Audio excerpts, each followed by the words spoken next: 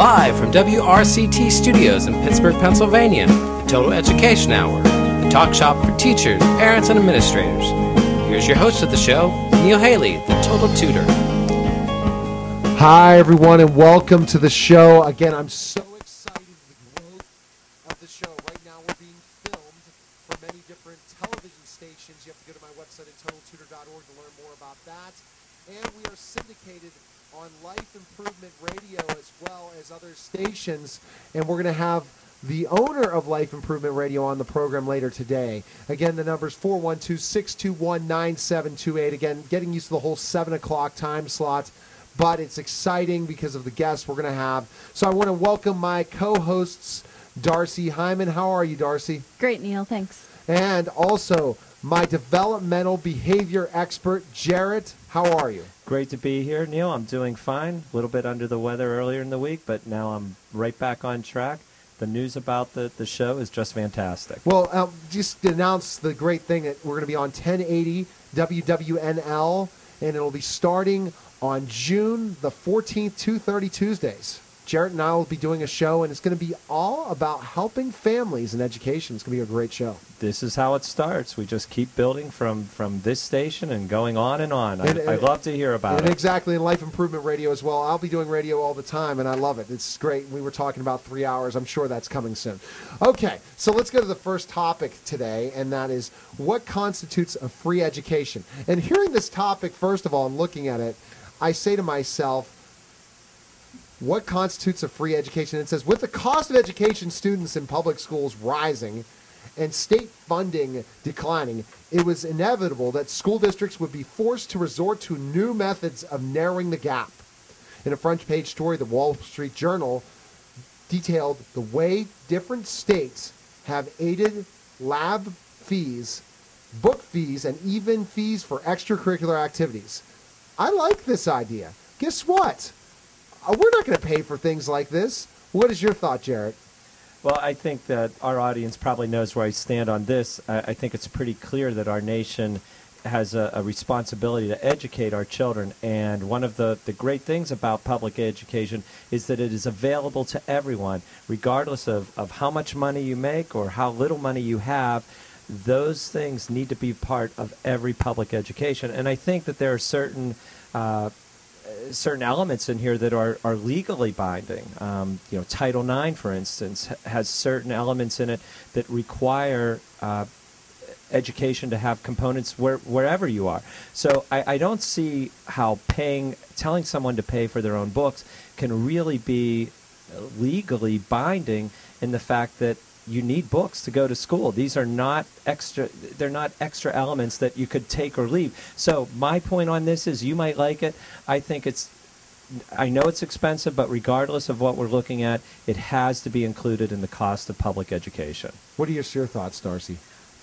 You know, I'm kind of torn on this one. I don't think that students should have to purchase their own books either. This is something that we definitely need to be taking care of for them at this age. They already have to spend so much when they go to college. It's ridiculous. If you look at how far into debt people end up being just to get a college education, can you imagine how far into debt you would be if you started out school? I mean, let's think about this for a second. The average individual is in college for 5 years. Sorry, I know it's supposed to be 4. They're in school for 5.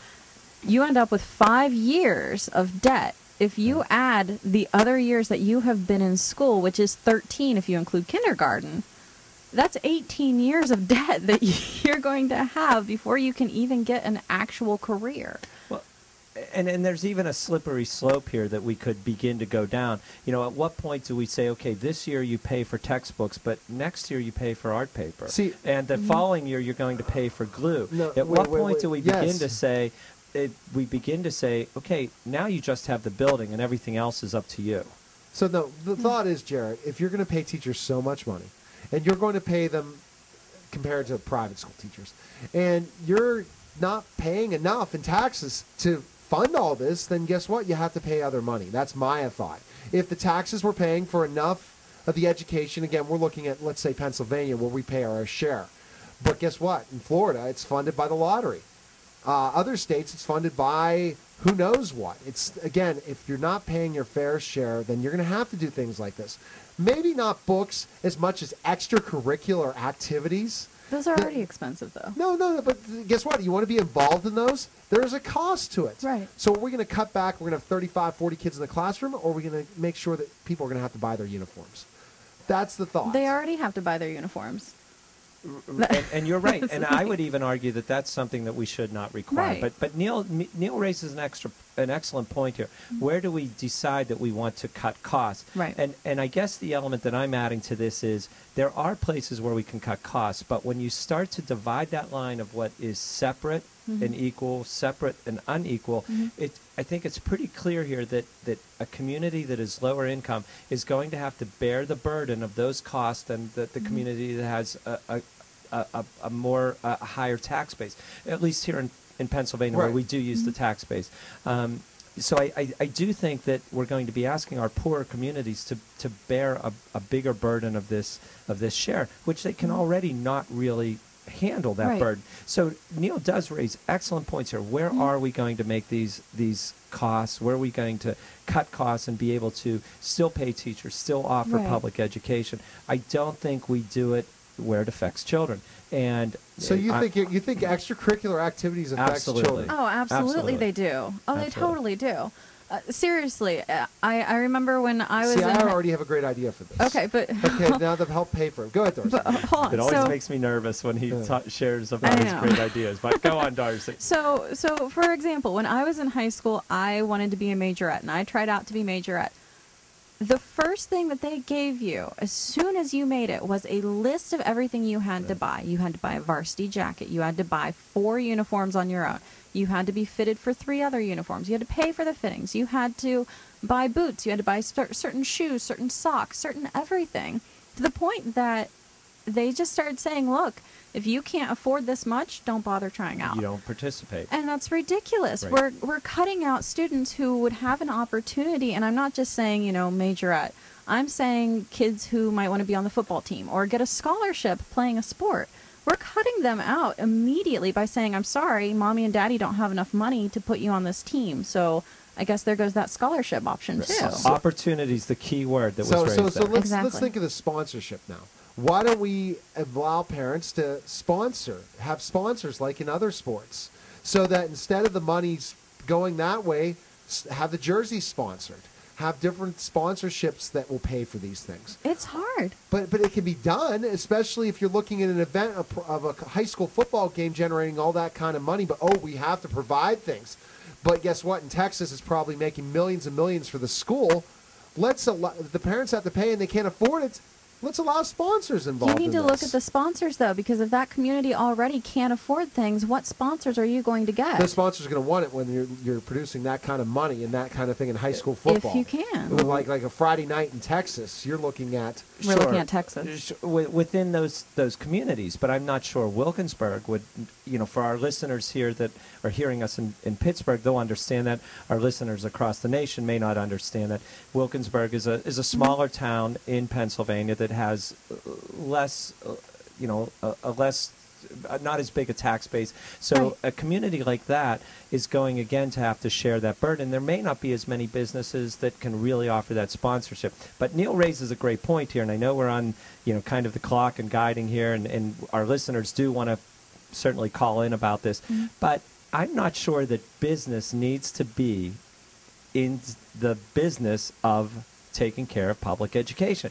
That's the government's job, not and the government business's does a job. fantastic job. I'm not saying they do it well. I'm not saying they do it well, but I don't want... Business already has enough burden. They have to run a business. They have to pay employees.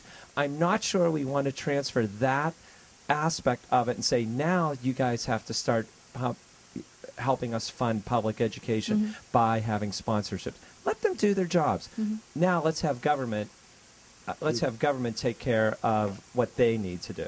Oh, absolutely. Right. You have to, if government's going to do the job again, but we have to cut back. We had this argument with Bradley a couple weeks ago. We had this argument last week. We have to cut back when a conservative teacher was the co-host. Can you believe that? You missed that one, you two.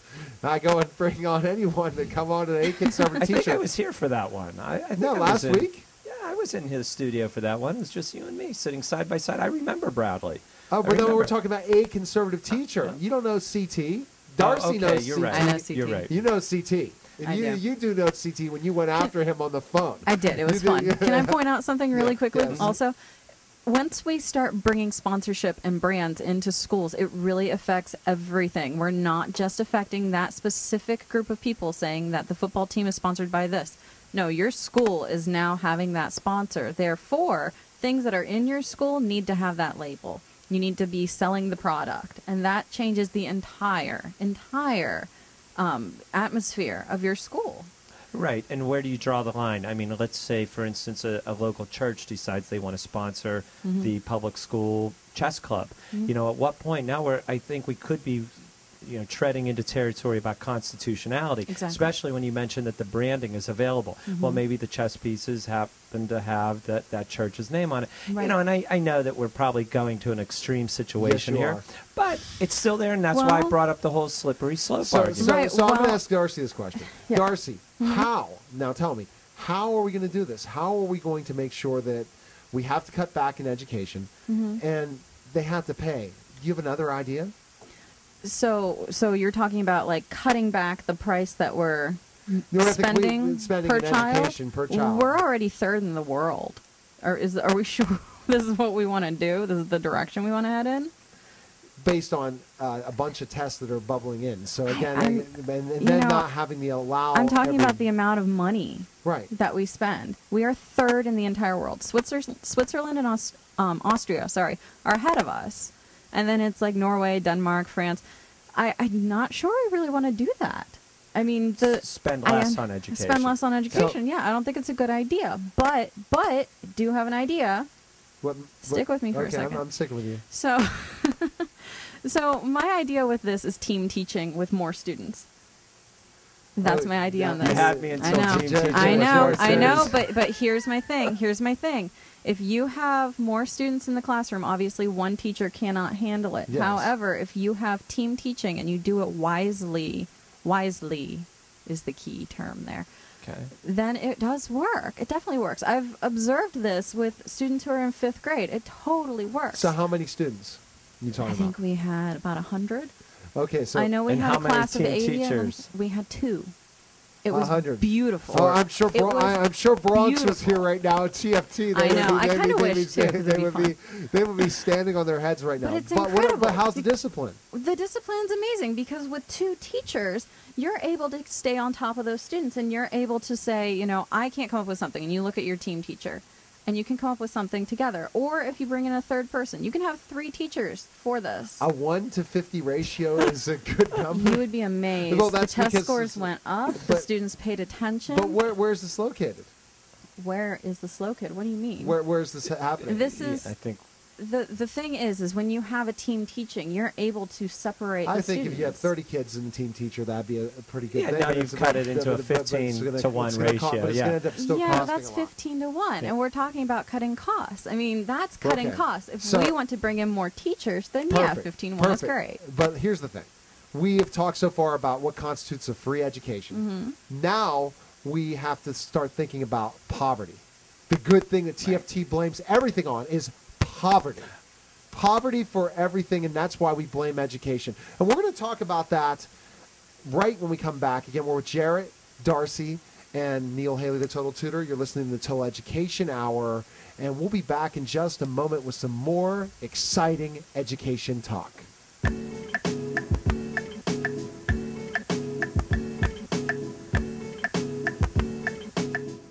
My father spent his last teenage birthday in a ring of fire. I will not die here, he said to himself. 50 years later, he whispered the same thing to me from the hospital bed. Hospice provides the end-of-life care you and your loved ones want and need. It's available to everyone. With the help of the people at our local hospice, he got his wish. And so did we. Hospice care. Comfort and compassion when it's needed most. We know where they've taken her.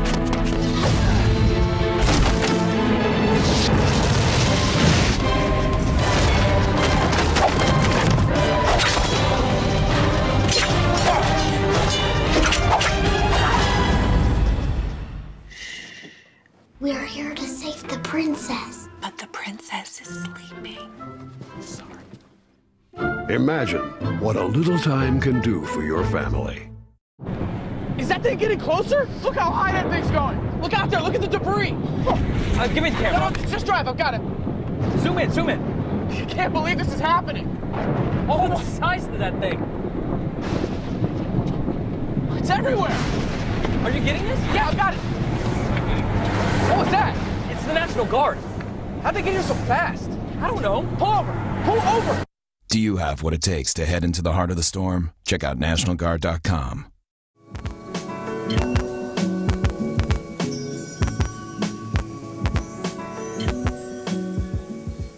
We're back to the Total Education Hour, and I have Darcy really talking a lot today, and I really like this, and I guess she's fired up and for my listening and viewing audience. Exactly. We're not brain dead after 4:30, and I did have an unbelievable show at 4:30 with Vicky Cobb. It was awesome, and Pamela and I talked about poverty, and I guess that really is a good place to go to right now, is poverty. And TFT and Bronx Teacher. And guess what? And again, for the audience that listened to both of their shows, they're phenomenal. But the fact of the matter is, you can't just blame poverty for this. There are many other factors, but let's see what they're talking about in this article from, again, Education Week. It says, bolder, broader action strategies for closing the poverty gap. And it talked about this whole situation where a need for education reformers to review an evidence and admit that the closing achievement gaps is not simply as adopting a set of standards, accountability, and instructional improvement strategies. I don't like this guy at all that writes this. I already just will tell you that flat out. And he absolutely, I'd love to have him on the show and debate him. I think it's the good old, my buddy from L.A. While these strategies are necessary, the data on student achievement in Massachusetts after nearly 2 decades of reform makes it readily apparent that the schooling solutions alone are not sufficient to achieve our aspiration of getting all students to proficiency. We're not going to get all students to proficiency regardless. We have set the nation's higher standards, been tough on accountability, and invested billions in building school capacity, yet we still see a very strong correlation between socioeconomic background and educational achievement and attainment. Okay, now I'm going to stop this article because I know this is Walt, isn't this good old Walt Gardner that wrote this? I think so. I'm getting, and I just don't like him. But Darcy, what is? See, I'm going to love the mail that I'm going to get because again, I have big fans, but I have people I'm sure that don't like me. But the fact is, I'm going to pose this question to Jarrett: is it just poverty why students are not achieving in school? Certainly, it is not. Poverty is not the only reason, but I have to believe. I do believe that the evidence strongly shows that it is the greatest reason, and I think that its proportion is far more significant than any other explanation that can be. Again, the numbers are not exactly right, but I think that I can't recall them exactly, but I think the numbers are 8% of students that are in low income or poverty based income areas, 8% actually graduate and go on to college. Compared to, I'm not sure what the numbers are, but I'm sure they're in the 50s, 60s, or 70 percentile of other communities. When you're looking at that kind of difference, there really has to be a reflection on poverty being the main reason why this is not happening. I'm going to let Darcy say her piece, and then I'm going to tell you what Pamela Owens said in my show at 4:30. Go ahead. You know, I have to agree with Jarrett. I mean, it is, sadly, it is a huge factor in this. I mean, if you do look at the wealthier communities, they do have more resources because they can afford them. They can afford the more expensive teachers and tutoring. And, you know, if the child is having difficulty with something or wants to join in something, they can afford it a lot better. And it really does open, I know we keep talking about opportunity today. It really does open up a lot more opportunities. I mean, money talks. So, see, the fact is, if you do research on this, the reason they're saying this is, again, funding. And this is, again, Pamela Owens says it can't blame poverty. If we continue to blame poverty, our schools will never improve. And the way that charter schools have improved in a lot of ways that they take, but we have to look at parental involvement as well as a major factor before poverty. And then, but again, the 20% that aren't involved in any of the schools are the problem. If we can eliminate that 20%, they're the ones that disrupt the environment and make it a lot worse to teach in. Right. And Neil, that's an excellent point that you raised, but it is a component of poverty. So the guest that you had on your show earlier, when that issue is raised, what I would counter with is what you just described is a symptom of poverty, is a characteristic of poverty. It's not. It isn't what causes poverty. It's one of the symptoms of poverty. Mm-hmm. So you mentioned parents not involved. Well, that's what happens in poverty-stricken areas. Parents are not as involved for whatever reason. I'm not a sociologist, so I don't, or even an anthropologist, so I don't know all the reasons that parents in the poor communities are not as involved. But what we do know is that that's what happens in communities that are under the thumb of poverty. So in many ways, I say that what you've raised actually supports our discussion here, that poverty is the main reason that schools are not meeting those needs. So you're going to blame everything on poverty then? Sometimes I'll blame it on the weather. But I think poverty. That's poverty TFT. is the poverty is. But I think the evidence supports that poverty is the major contribution to why schools are failing. And Darcy raised many points.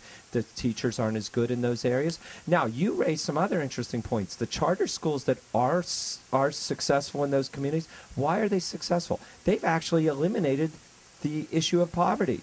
The students have nutritional breakfasts. They have nutritional lunches. They're actually trying to really almost force or compel the parents to become involved. What they've done is they've taken the elements that are so associated with poverty out of the community, and they're making it run as if it were in a more affluent school district. So again, every issue you raised, I think, actually supports the argument that poverty is the contributing factor. So, see, but again, Pamela said this, and this is, again, African Americans that have told me this, that are not conservative. They're definitely far left. Dr. Bell said the same thing, that ultimately you've got to look at other factors, not just poverty in this situation, that ultimately you look at education. Look at how we're teaching students. Look how we're trying to teach to a test. I guarantee if you do research, more kids aren't reading now because of this test. More kids are not able to go on to four-year school in the impoverished areas because they don't have an incentive to do well. And the teachers out there are not teaching to engage students. And it's not the teacher's fault. It's ultimately the system. We're teaching just to make sure that they do good on one test. Not, we're going to look at many different factors. Jarrett and I were talking in one of the earliest Total Education Hour shows. And again, I want to find a stream that will air those old shows, Jarrett, when we were first starting in Darcy, that before we've gone to where we're at today, and say, Secretary Duncan had all these factors he said he was going to go ahead and do. But Duncan, you have not delivered what you promised. You have absolutely not delivered. And you've not delivered on either side of the table, the left or the right, because you promised, well, we're not going to teach to a test. We're going to bring lots of other factors. But ultimately, you've gone to the Michelle Rhee factor, and guess what? There's a really bad news on Michelle Rhee. That was an article that I had on my 4:30 show, that they found out that she cheated and that there are many tests that were erased with the answers and all that was going. So Michelle Rhee, and Jared is laughing now about that one. So that is another big thing. And people listening in Florida know that Rhee is a fraud now, because ultimately what she has done, so she can continue to go on Oprah and all these different places, and Whitney Tilson. Whitney, you've not called me back or emailed me after your second appearance. Oprah hasn't called us either. No, I'm waiting for Oprah. I'm waiting for Oprah to call us. She has a little more free time now, so she might get back to us. Has not delivered. So we're talking poverty. I don't believe that, because I do teach kids, and the ultimate reason is parental involvement. And the reason it's not parental involvement because we do not. Here's one of the thoughts, and Pamela didn't think I was right about this. I said we fine students for not going to school. We should fine parents for students that don't go to school. We should fine parents for kids that are acting up in the school that you've not done anything for it. You've not provided that area to do things. And if they're going to act up and they're going to be a disruption and you've not done anything about it, you've just aided in it and said, go ahead and do this, and you've not come to parent-teacher conferences, you've not done any of these things, we need to fine you for this. What is your thought, Jared? Well, I'm going to let Darcy go first on this one, because she's been waiting to talk, so I'm going to let Darcy I've been patient. speak. Thank you. You know, I'm going to come right back to that, actually, because I have been patient. So one thing I do want to point out is that we do keep talking about poverty, and yes, I do have to agree with you that we should be fining these parents who are not doing anything. But I don't think that it's so much poverty as the money poverty. I think it's also the mindset of poverty that so many people look at and they go, you know what? I can't afford this. I can't afford that. Why should I even try? School doesn't matter to me.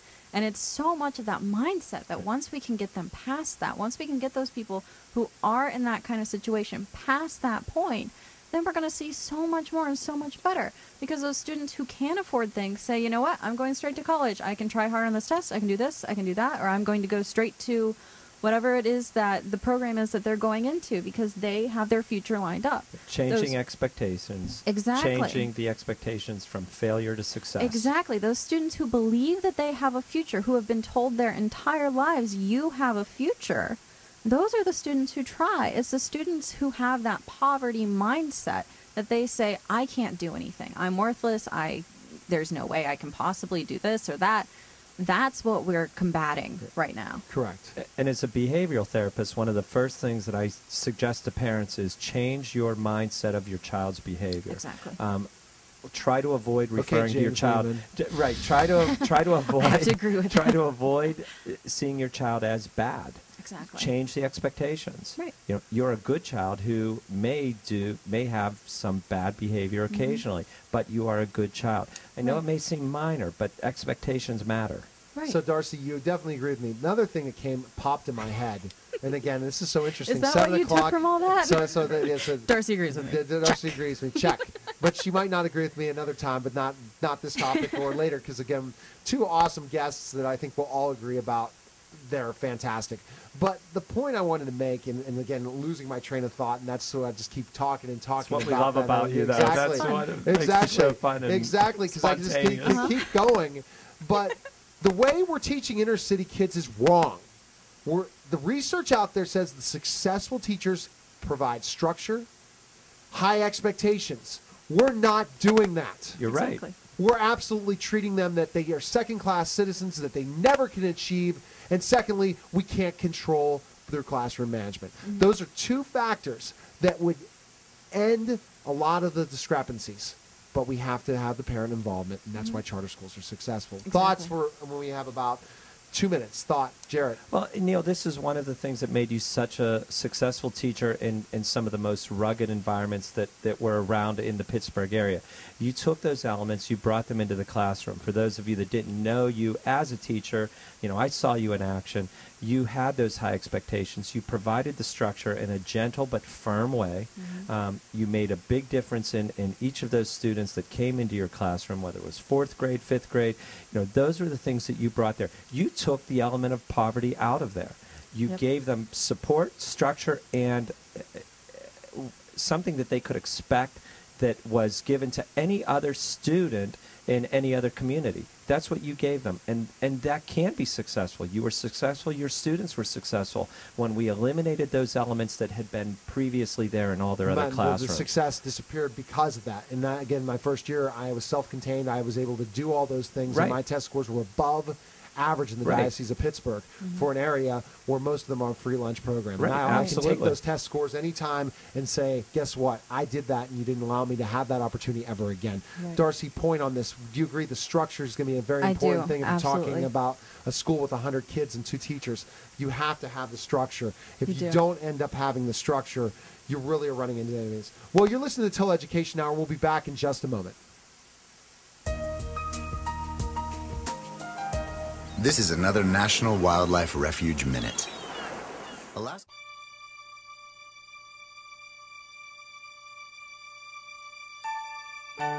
Somewhere around the world, there are men and women of the armed forces risking their lives, helping rebuild communities after natural disasters, collecting toys for needy children, tutoring kids in local schools.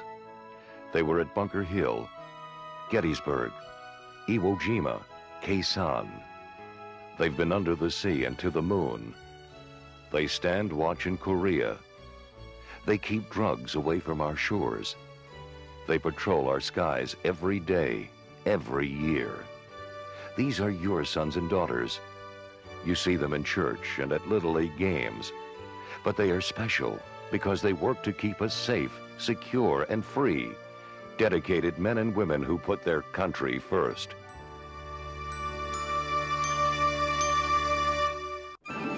And now, another adventure with Savings Man. Look, honey, the neighbors just bought a big screen TV. Hey, I just got a bonus at work. Maybe we should get one too. Hold on there. Savings Man. Using your bonus to secure your future by paying down debt or saving is a better way to go. Well, I declare you're right, Savings Man. Stay ahead by choosing to save. And don't worry about keeping up with the Joneses. But their name is Johnson. For more tips and tools, visit choosetosave.org today.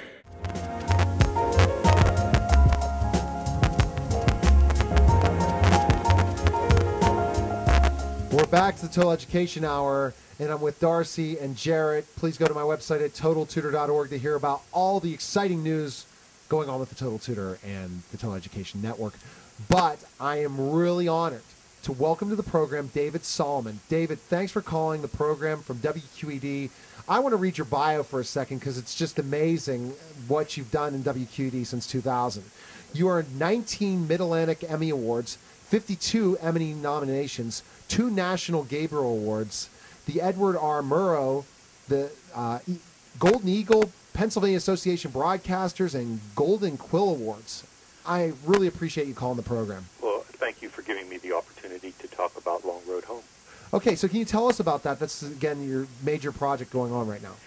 Yeah, Long Road Home is a documentary that I wrote and produced for WQED, and it's about the Pittsburgh area veterans dealing with the emotional wounds of war. And we've been working on it now for the better part of a year, and it premiered this week, and it has another broadcast coming up in the next couple of days. Oh, right, and you can tell us at the end on that. So that is just, I mean, again, what a tough thing veterans go through, and especially with post-traumatic stress disorder. So how did you feel doing this documentary? Well, it was a challenge because not that many people, obviously I had a lot of clinician-type people who were willing to, step forward and say, yeah, I'd like to be interviewed for that. I have plenty to say about that, or psychiatrists. A lot of people from the professional side of the world were willing to come forward and say, yes, I'd like to be interviewed, but how many everyday folks are going to raise their hand and say, yes, I have a mental illness or I have an emotional problem, and I want to tell everybody about it on TV? That was the biggest challenge, was to finding the people who were willing to say, yes, I will come forward because I think my story will help someone else. Wow. Go ahead. This is Jared. My question for you here is, I imagine you had certain expectations when you started this project. How were those what did you expect to find as you continued with it? And when you finished your project and everything was done and it was reviewed, how did you feel at the end of it? Well, Jared, it was Jared, right? Yes, that's correct. Yes, thank you. When we first started, I wasn't sure that I would be able to find people who were willing to come forward. I was also concerned that if they were in an emotional state, that it wouldn't be appropriate to publicize their, their emotional traumas. I don't want people to get worse because of what we're doing. So you had to find somebody who was just at the right place in their life to raise their hand and say, yes, I want to talk about this because I will help somebody else. And I was fortunate enough to eventually, and it took quite a while, find a young man by the name of Tony Canzanieri, who is from Charleroi, PA. He is an Iraq War veteran, came home in 2008, I believe it was. I'm a little fuzzy on that date there, exactly when his deployment ended. But he came home and really did everything wrong. Everything that you hear about, he did it. Marital difficulties, drinking, abuse of drugs, cheating on his wife, you name it. And eventually, after about 2 years of doing nothing, found the help that he needed, and eventually got to the place where he signed up for an organization called Vets for Vets here in Western Pennsylvania. And once he got into that program and they began helping him, he in turn got to a place in his life where he was in turn helping other veterans. And then it got to the point where he was actually running the chapter here. So he was at a place now where he was comfortable saying, yes,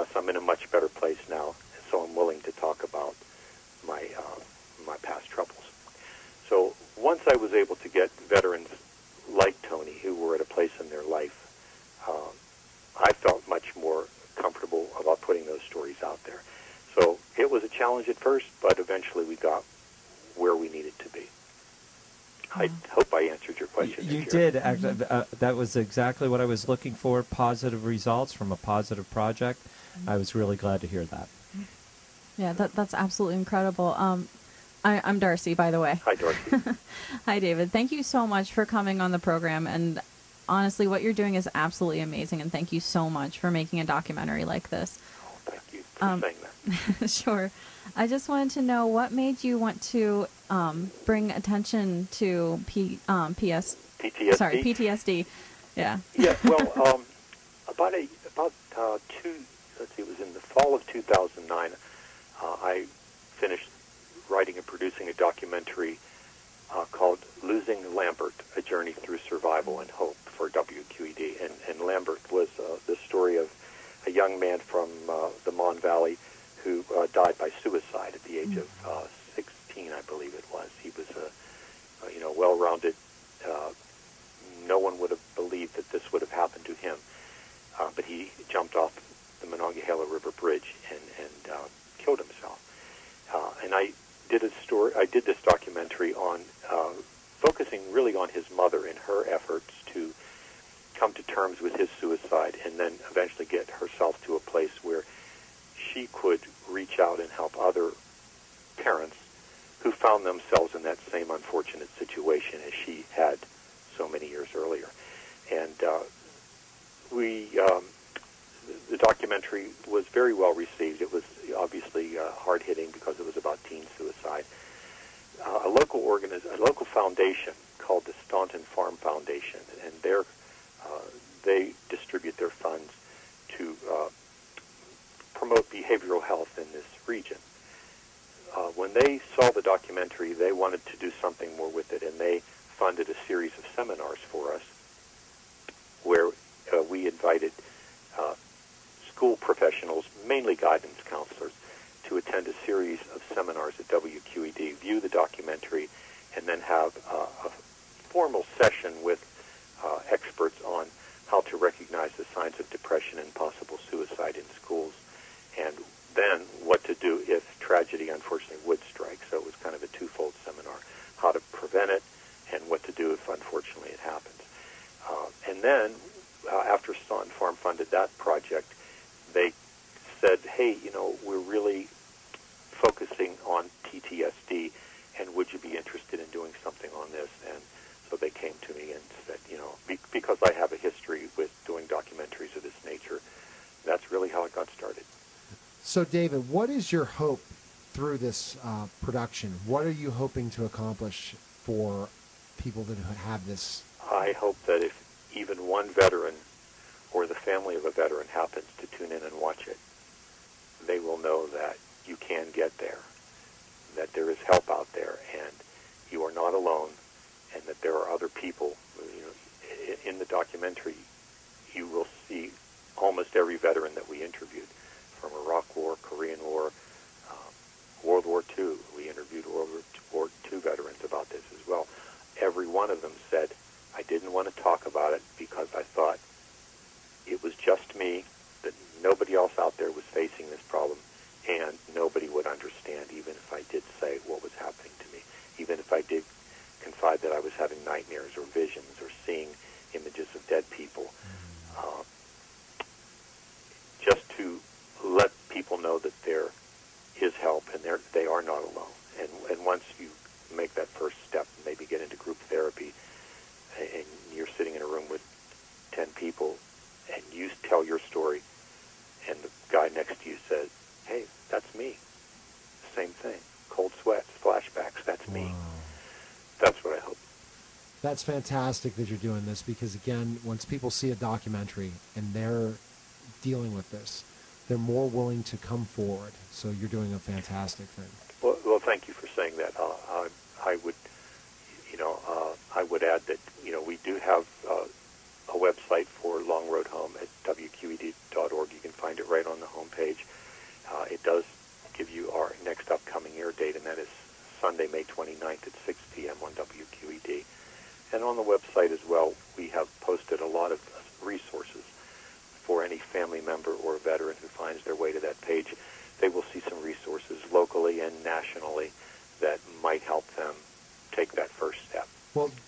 ahead, Jared. We have about a minute. Okay, so. the question I had here is, we are an educational show, and certainly you're providing education for this topic and over the Memorial Day weekend where veterans can go to receive even more help or at least be educated.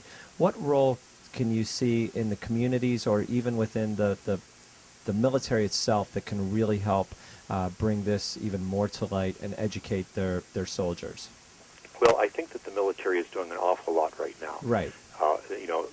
Mandating screenings for PTSD when veterans come home. I also think that they are spreading the word of what local organizations they may go to, and not just the VA. There are smaller organizations, the vet centers. There are little organizations like Tony Canzoneri's Vets for Vets. So all of those sources are educational. Wow. I mean, I like hearing the whole national thing as well, David, because we are a national show.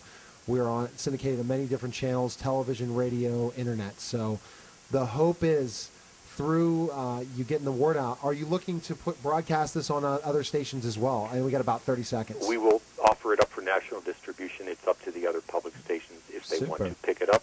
And we will post it eventually on our website so you can watch the whole thing online. So if they're national, people need to go to your website, WQED.org, to learn more information. And then ultimately, if it's a producer of another station in the area, to contact you so that they can play the show. Thank you so much. Oh, you're welcome. That, again, was David Solomon. David, I really appreciate you calling, and I hope to have you back again sometime. Well, that would be my pleasure. Thank you for inviting me. All right. Thanks for calling. Bye. Okay, that was David Solomon, and I just really think that everyone needs to tune in this Sunday to watch it, and then if you're from another area in the United States, to go to the website. So we really have to see that our vets are a very important thing, and we need to honor them in any way possible, especially when Jarrett says we're going to say the Pledge of Allegiance. Perfect. Well, you're listening to the Total Education Hour, and we'll be back in just a moment with Eric from Life Improvement. Do you have a child with autism? Then you know how autism impairs a child's social interactions and ability to communicate. The American Legion. We're a powerful force for the nation. We're the largest veterans service organization in the nation. We're committed to making sure all veterans receive the benefits they deserve for the sacrifices they've made in service to America. If you're a veteran in need of help or support, please contact us. Go to Legion.org to find out more about the American Legion's commitment of service to America. There comes a time in life when you need government information, and you just don't know which way to turn. USA.gov. Find your Social Security benefits online. USA.gov. Our list of jobs will put you on cloud nine. USA.gov. Shop auctions for a used minivan anytime. USA.gov. It's government made easy for the people. USA.gov. The inability to breathe, snot pouring out of your nose, it's a real hairy business. As a firefighter, I'm a student of the weather, and I've noticed that there's a change that's occurred in the last several years. We're having many more large and damaging fires. Sometimes thousands of fires will occur. If the climate changes and we don't have the water we need, California could dry up and blow away. Person, you can call 877-717-8839. That's 1-877-717-8839. We're back to the Total Education Hour. Again, really excited about our last guest. Again, we were dealing with post-TSD, and now we're ready to get talking about Michelle Obama's initiative. So I would like to welcome to the program Eric Remmel. You're the host of Living Healthy and also president of Life Improvement Media. Thanks for calling the program today. Oh, thank you, Neil, for having me on. Absolutely, Eric. And the topic today is Michelle Obama Let's Move initiative battles childhood obesity. And you're an expert, Eric, in understanding the battles that are going through. So you've been studying this initiative. What are your thoughts? Wow. Childhood obesity is kind of a little topic or project of mine. I am a certified weight loss coach and owned a medical facility for the last 4 years and really headed up our weight loss program. And really the big focus was to reduce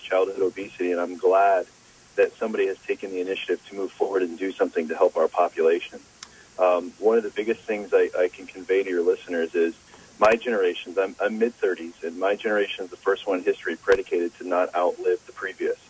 So meaning that my parents and my grandparents will outlive me based on our poor eating styles, based on our real lethargic lifestyle, and how technology has infiltrated our lives and actually made us more unhealthy.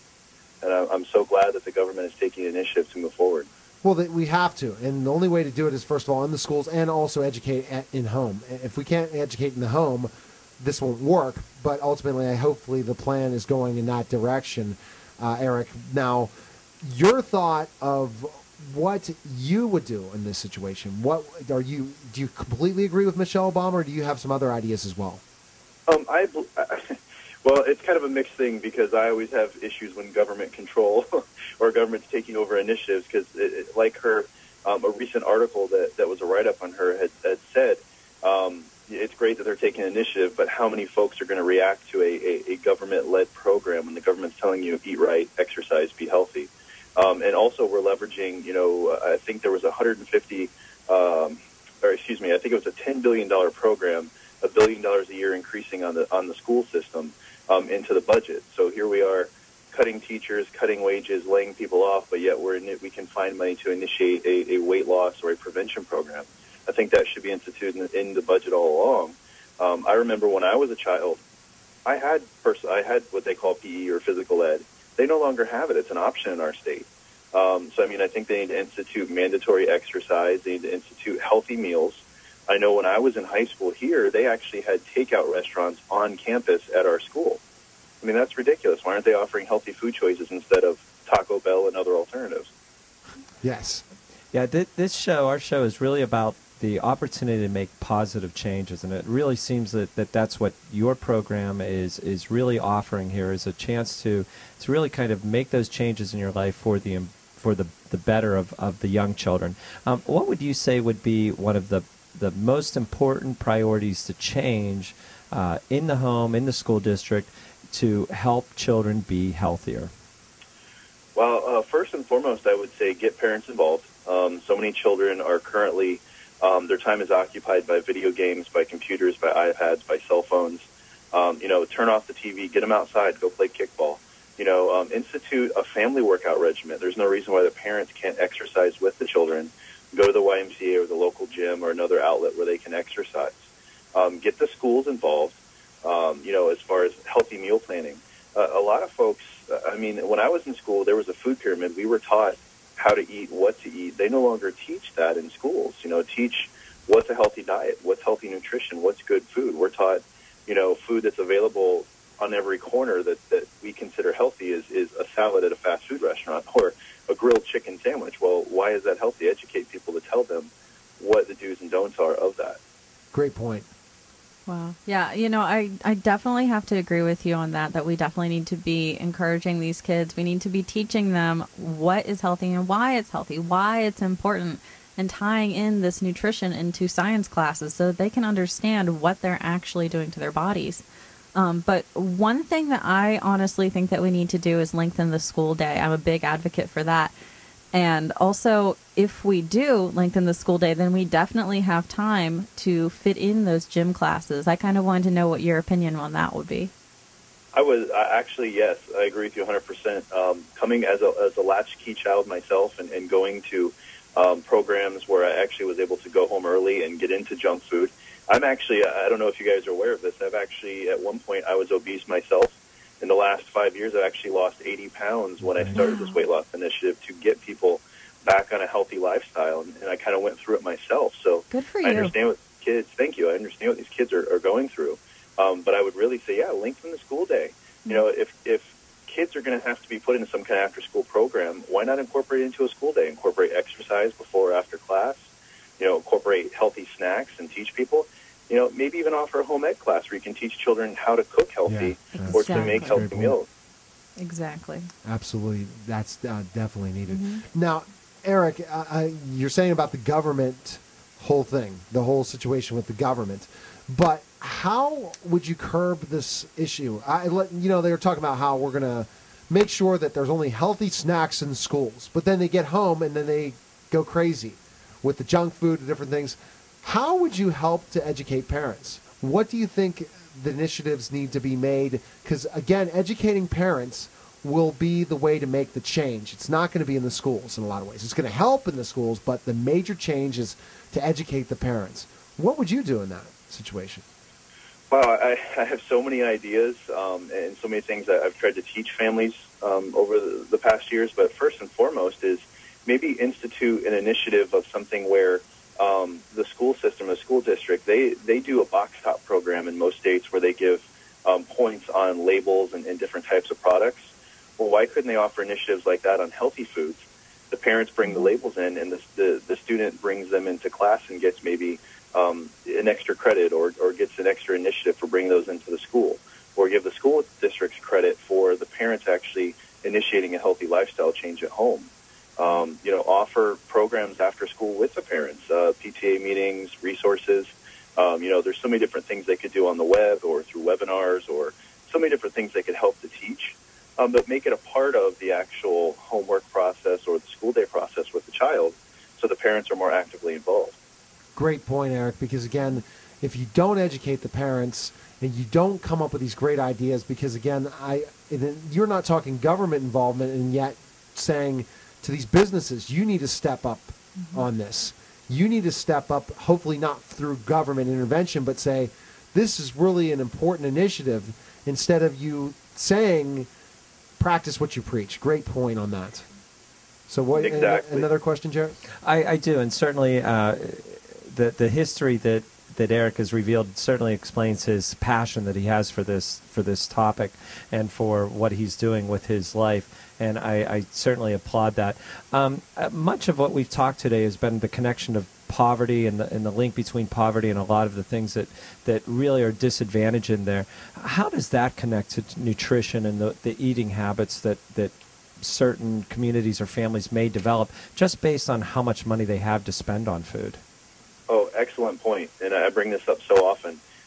We're taught as children as a reward to eat junk food. When you get straight A's and when you do good in school, what do your parents take you? Well, they take you to McDonald's for an ice cream, or they take you out to any local fast food joint. Here's a hamburger. Here's some fries. You did excellent. And then we have those resources that are 49 cents for a cheeseburger or a taco or a sundae or all these different things. Well, people think that because it's cheap, that's their only resource. Yes, it is more expensive to buy organic food or organic products or free-range products. I grew up in St. Petersburg, it's a metropolis of Tampa. We lived in a quarter acre of roughly land, but my parents I grew up very poor. My parents actually grew half of our food. We had a garden in the backyard. There's no reason why a family could not do that even in a city setting.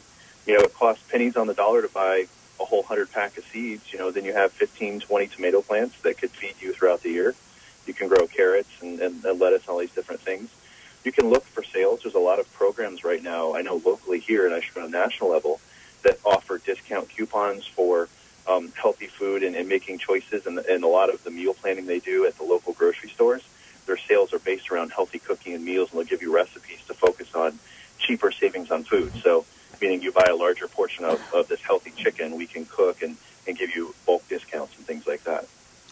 Very, very good point. So there's a lot of opportunity out there for parents. It's really about education and getting that information out to them. That's a great point, Jared. Absolute great point. Right, exactly. And I'm so glad that you brought up the growing your own food aspect, because I was going to ask you about what you thought about that. And it really is. It encourages kids, first of all, they're going outside and they're doing things. So there's a lot of exercise. They're taking responsibility for taking care of the food that's in their own lives. And they're eating more healthy. They're more encouraged to eat something that they grew themselves. It encompasses this whole sense of pride that I think that this is a really great idea. I was wondering, do you think that this is something that we can encompass into our education? Do you think that this is something that we can encompass into the schools? Oh, most definitely. I remember going through school as a child, and you have those experiments in elementary school where you put toothpicks and avocado in water and you try to get it to grow, or they give you little grass seeds to grow in class. I think if you were to institute maybe a different type of fruit plant and grow it in the classroom, or institute this type of training as a child and go through and educate, hey, you can grow your own food. There's other healthy alternatives, and make it part of science, make it part of health, or all these other classes going through. you could very easily make that a curriculum choice and help to educate them at a young level. Okay, Eric, we're running out of time. Where can we find more information on you? You could actually find our website. My weekly show is on lifeimprovementradio.com, or you can go on Facebook and search for Living Healthy. And we post all kinds of different things on there. I have a weekly blog and all kinds of other stuff we do. But lifeimprovementradio.com every Monday, Wednesday, and Friday, 2 to 3 Eastern Standard Time. And Eric, we're on your station on Tuesdays at 3 o'clock, and it's an honor that we're on your station. Well, I'm glad to have you, and I look forward to getting a lot more of your shows on the air. Oh, exactly. Fantastic. So thanks for calling the program. Thank you. Have a great day. Okay. All right. So, again, the excitement of the show, how we keep growing. Eric brought up some fantastic points about ending childhood obesity. We talked about ending poverty in education. And it looks like education is a very important initiative. Why can't we get the Republicans to understand that fact, that it is a very important thing, but yet not know that we're pushing and pushing and pushing this? Maybe we have to educate them. And maybe the Total Education Network can do that, and bringing on the right conservatives and then ask the right questions. And I know, Jarrett, that's exactly what you're planning on doing. And I know Darcy and everybody. So remember to go to my website at TotalTutor.org to learn more information on the show. And again, this weekend we're going to be just re-airing. I'm not going to be doing any live shows. I'm going to be re-airing some Total Education Hour shows. Jarrett got me in the mood. I'm going to go try to air on my network one of the oldest shows in the book. I'm going to have to go pull it up and play it in a couple weeks of putting those shows on before we hit the big time, which is June, and I cannot wait. So I hope everyone has a great evening. Thank you, Darcy, for being on the show. Thank you, Jarrett. Thank you, Juan LaFontaine, for being my great producer. Christina for being my great television producer. And I want to thank Eric. I want to thank David. And I also want to thank the great topics. I hope everyone has a great weekend, and we'll talk to you next week at 7 o'clock Eastern. Good night, everyone. Good night.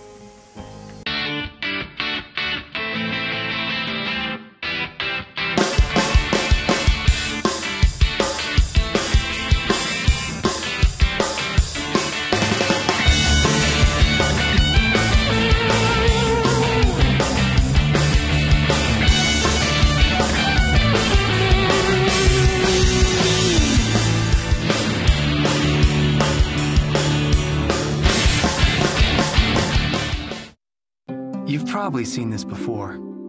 Hide and seek? Well, sort of. Kids will often withdraw when their needs aren't being met. I know. It would be easier if they just walked up and said, "Hey, I'm feeling like I need a little one-on-one time." But kids have their own language, and it's up to us parents to learn it. Once you figure out how to speak your kid's language, well, you don't really have to say much at all. A thought from the Church of Jesus Christ of Latter-day Saints. What are you doing, dear? My finances. Every week I divide my allowance. Some to spend, some to charity. But the first thing I do is set aside 10% to save for my future. That's awfully grown up. Did you learn that in school? No, Dad taught me. He said if you want something tomorrow, you have to save today. Dad's saving for retirement. I'm saving for a new bike. Choose to save. To learn how to get started, get your free Power to Choose brochure. He's a smart man, your father.